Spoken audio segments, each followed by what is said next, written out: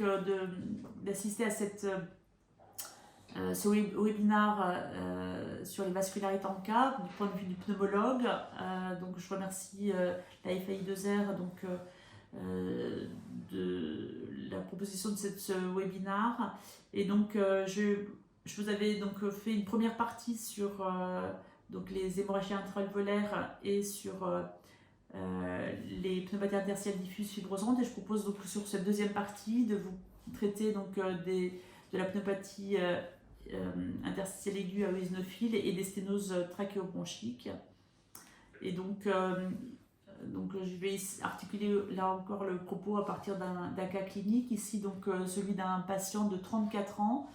peu fumeur, en fait un tabagisme sevré récemment mais estimé à 10 paquets années, pas de toxicomanie par ailleurs, et qui donc se présente avec un tableau plutôt d'allure virale, avec asthénie, fièvre et des sifflements bronchiques avec un contexte d'asthme antérieurement, asthme non traité, avec donc un patient qui va avoir une évolution qui va être on va dire peu favorable sous traitement antibiotique seul, avec persistance d'une asthénie, d'une pharyngite et d'une dyspnée, qui va conduire donc à son admission dans le service, avec donc d'emblée un tableau qui montre donc une éosinophilie, comme vous pouvez le voir, qui est très importante, à 4,5 giga par litre, un syndrome inflammatoire avec une CRP à 145 mg par litre, et donc des condensations parenchymateuses bilatérales qui ont la particularité, comme vous le voyez, qui sont donc bilatérales et surtout sous-pleurales,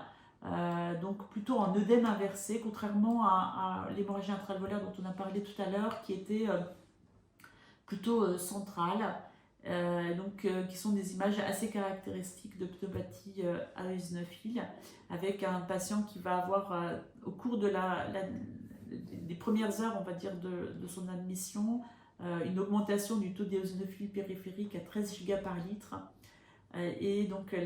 l'absence d'ANCA va être un élément important à citer ici, avec notre myocardique qui a été d'emblée donc recherché, avec un NT-proBNP donc un peu élevé, et donc ce patient avec le tableau de défaillance respiratoire aiguë et eosinophilique donc va avoir donc un traitement par corticoïde qui va permettre une amélioration rapide, et il va être traité donc comme une GEPA avec essentiellement donc du cyclophosphamide après préservation sécose du fait de son âge.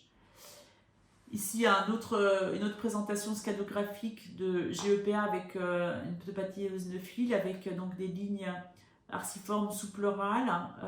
avec donc des condensations sous-pleurales qu'on va avoir là ou en antérieur, chez ce patient de 36 ans, qui a encore un tableau d'altération d'état général qui s'installe quelques semaines avant son admission, avec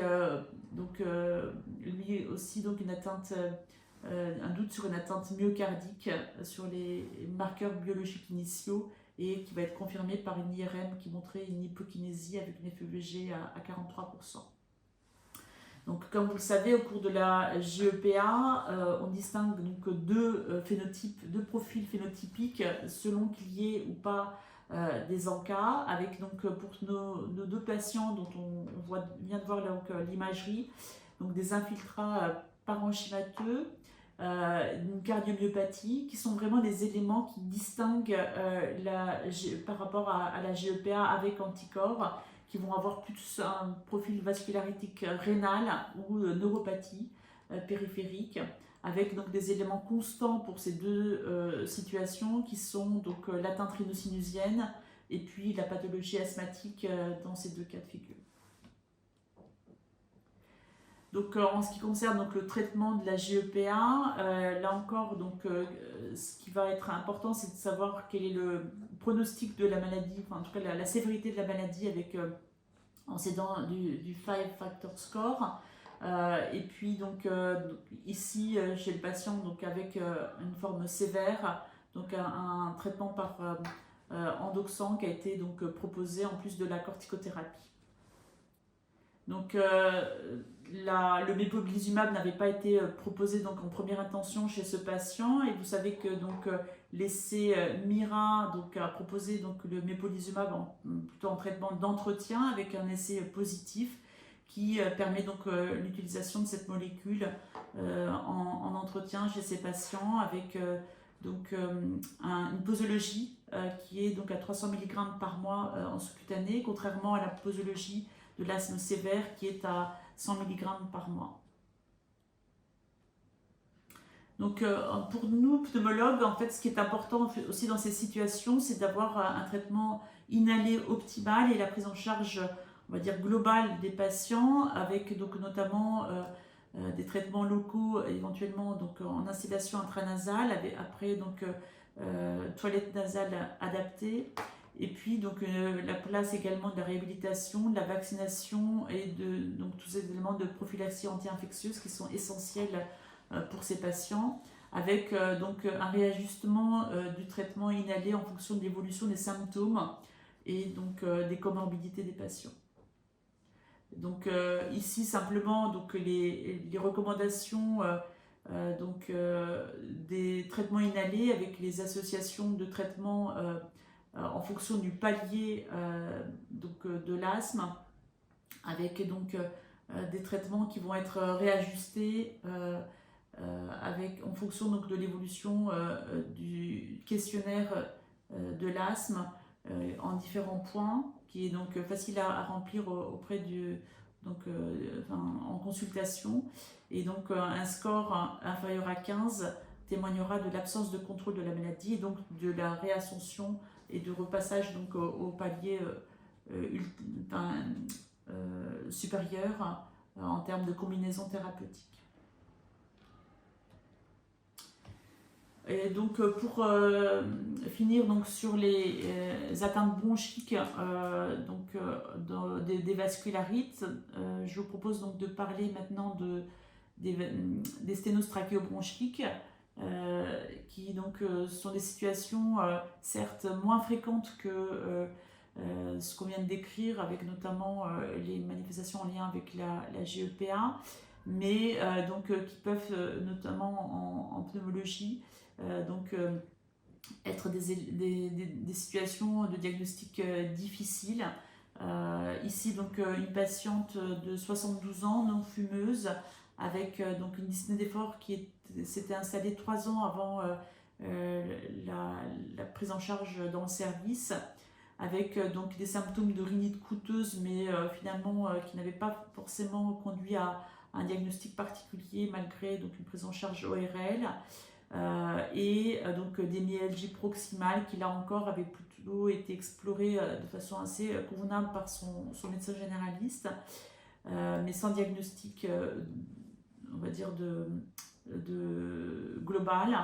Et donc cette atteinte respiratoire qui va donc faire réaliser une endoscopie bronchique qui va montrer une sténose circonférentielle infranchissable en dessous des cordes vocales.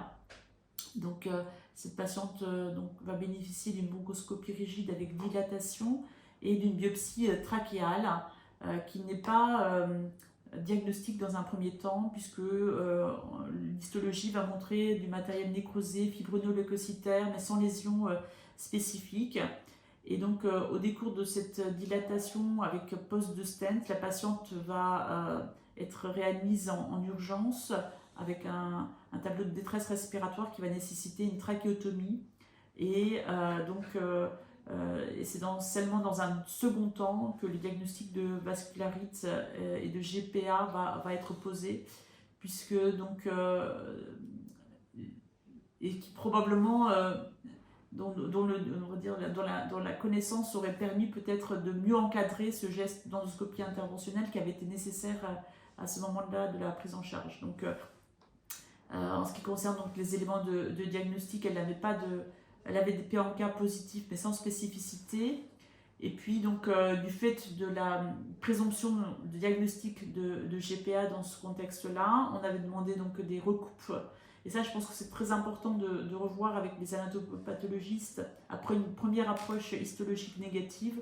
Donc les recoupes avaient permis donc là de montrer des éléments en faveur du diagnostic avec quelques éléments granulomateux, un micro-abcès et donc l'ensemble de ces éléments pouvant donc entrer dans le cadre donc d'une GPA avec une sténose trachéale qui a permis donc l'instauration d'un traitement par corticoïdes et rituximab et qui a permis donc à la patiente donc d'avoir un traitement médical adapté à sa pathologie. Donc ici vous voyez donc les éléments du diagnostic d'une GPA, donc les critères de classification d'une GPA. Donc finalement cette patiente avec son atteinte de rhinite croûteuse et une histologie remplissait les critères, mais il faut savoir que certains patients pris en charge en pneumologie peuvent parfois avoir une atteinte isolée, on va dire trachéale ou bronchique, et c'est important dans ces situations d'une part d'avoir une histologie diagnostique afin de pouvoir proposer un traitement, et puis de tenter donc d'avoir des atteintes d'autres organes, parfois plus discrets, pour pouvoir proposer un traitement adapté. Ici donc l'évolution fonctionnelle de cette patiente. Donc ici dans les flèches indiquent la dilatation, et vous voyez que le traitement médical a permis donc une bonne prise en charge de la patiente avec donc du rituximab tous les 6 mois initialement qu'on avait pu espacer, et là de nouveau une patiente qui est de nouveau symptomatique avec l'espacement du rituximab qui va nécessiter une nouvelle dilatation de sa sténose, une dilatation donc qu'on encadre avec une reprise de corticoïdes et la réalisation de nouveau d'une perfusion de rituximab. Et je pense que le message important, c'est que la dilatation seule dans ces situations-là ne suffit pas, et que le traitement médical seul peut être également insuffisant pour contrôler les atteintes trachéales qui sont parfois très sévères, avec donc des sténoses qui ont la particularité d'être courtes, contrairement aux sténoses de la polychondrite dont on parlera juste après. Et donc simplement pour rappeler que ces sténoses peuvent donc être inaugurales de la GPA, mais que le plus souvent elles apparaissent au cours de l'évolution de la maladie. Donc un patient qui est suivi pour d'autres manifestations de la maladie doit avoir un suivi également attentif sur le plan des symptômes respiratoires et réaliser donc amener à la réalisation d'une endoscopie bronchique au moindre doute. Et puis donc en termes épidémiologiques,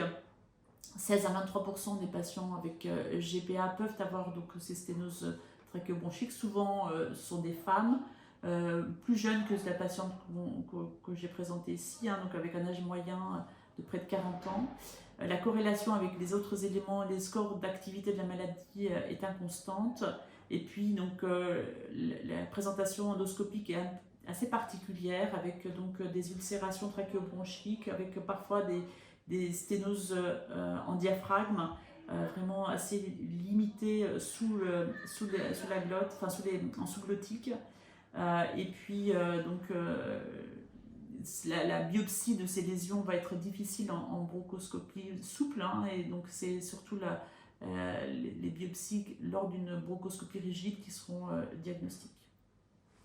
Donc la présentation scanographique, vous voyez ici la sténose qui est très courte en sous-glottique, avec l'épaississement majeur circonférentiel de la trachée. Donc comme je l'ai dit, c'est très important dans ces situations-là de proposer un traitement multimodal, médical et d'endoscopie interventionnelle encadrée. Donc dans ce travail avec l'équipe de Cochin, qui avait permis de reprendre les patients avec des sténoses sous-glottiques inflammatoires, la plupart des patients avaient donc une GPA suivie de polychondrite atrophiante, les formes idiopathiques donc dans 15 cas, et puis plus rarement donc des formes de sténose sous-glottique en lien avec soit une amylose, soit une dermatose bulleuse, et ça fait partie donc du bilan qu'on propose de façon systématique chez les sténoses dites non traumatiques, non tumorales chez ces patients, donc d'avoir un examen dermatologique à la recherche d'une maladie bulleuse, les maladies inflammatoires du tube digestif, mais également donc la sarcoïdose qui est plus rarement pourvoyeuse de sténose trachéale, Et puis la trachéopathie ostéochondroplastique, qui est un diagnostic différentiel, notamment de l'amylose, avec des calcifications qui vont avoir la particularité d'épargner la membrane postérieure de la trachée. Et donc, en termes d'imagerie, la distinction donc, entre les sténoses sous-glottiques de la GPA par rapport à la polychondrite atrophiante sont bien illustrées ici par cette étude qui a également été menée par l'équipe de Cochin, qui montre clairement donc l'extension lésionnelle plus importante chez les patients ayant une polychondrite atrophiante par rapport à la sténose plus localisée sous-glottique de la GPA, avec le plus souvent dans ces situations de polychondrite atrophiante une trachéomalacie qui va pouvoir être appréciée surtout sur des clichés dynamiques de la trachée, avec donc un collapsus donc de la lumière trachéale et ou bronchique chez ces patients. Donc, en conclusion, je vous propose donc de distinguer donc d'une part les difficultés diagnostiques et la prise en charge thérapeutique. On a vu donc dans la première partie les situations d'hémorragie intra-alvéolaire, et donc dans ces situations-là, ce qui va être un élément diagnostique et distinctif, ça va être surtout les données du lavage alvéolaire qui va être important de réaliser pour avoir un diagnostic positif de cette hémorragie intra-alvéolaire, mais également distinguer, donc écarter les complications infectieuses qui font le pronostic de ces malades. Et puis donc l'importance de rechercher donc le syndrome pneumorénal qui est donc présent dans 3 quarts des cas. L'importance donc dans ces situations-là de rechercher la présence d'anticorps antimembrane basale glomérulaire qui va gréver le pronostic rénal. Et puis donc bien sûr de regarder la présence d'une néosinophilie qui va être un élément diagnostique par rapport à la GEPA avec manifestation parenchémateuse aiguë comme on l'a vu sur le 3e cas clinique. Et puis donc dans les situations de pneumopathie interstitielle diffuse fibrosante associée aux ANCA ou une vascularite, on a vu l'importance du pattern de pneumopathie interstitielle commune avec ses particularités. Donc c'est essentiellement des patients qui vont avoir des ANCA MPO, et donc garder à l'esprit que ces patients vont être à risque d'exacerbation aiguë, et que ces exacerbations aiguës surviennent surtout chez les patients, là encore avec un profil scanographique de pneumopathie interstitielle commune, et plus souvent au cours des ANCA PR3. Et enfin, pour les sténoses trachéobronchiques, on a vu que parfois le diagnostic pouvait être difficile et que la prise en charge est donc essentiellement donc, multidisciplinaire avec un traitement multimodal qui fait intervenir l'endoscopie interventionnelle. Et puis donc en ce qui concerne donc, les traitements d'induction et de traitement d'entretien, donc on a maintenant les recommandations EULAR qui me semblent vraiment adaptées avec donc l'importance de la prophylaxie anti-infectieuse. On a vu que les patients notamment en réanimation avaient un pronostic grévé par surtout ces complications infectieuses. La place des échanges plasmatiques à réserver dans les formes rénales sévères au-delà de 300 micromoles par litre de créatinine dans les situations donc de glomérulonéphrite aiguë active. La place de l'avacopan va être précisée, je pense, dans à moyen terme et pourra donc être une alternative intéressante pour les patients qui ont des comorbidités importantes qui empêchent l'administration au long cours des corticoïdes. Et puis la place donc, des biothérapies qui a été démontrée en entretien dans la GEPA, qui est actuellement à l'essai dans la phase d'induction. Et enfin, pour ce qui est donc des thérapeutiques spécifiques antifibrosantes pour préserver le poumon, je pense que c'est important de rappeler la nécessité d'avoir recours à ces antifibrosants dans les formes de pneumopathie interstitielle diffuse avec pattern de pneumopathie interstitielle commune, et donc dans les autres situations, bien regarder l'évolution fonctionnelle de ces malades pour pouvoir proposer un traitement antifibrosant quand on voit un déclin de leur fonction respiratoire ou une aggravation des symptômes respiratoires. Voilà, je vous remercie beaucoup pour votre attention.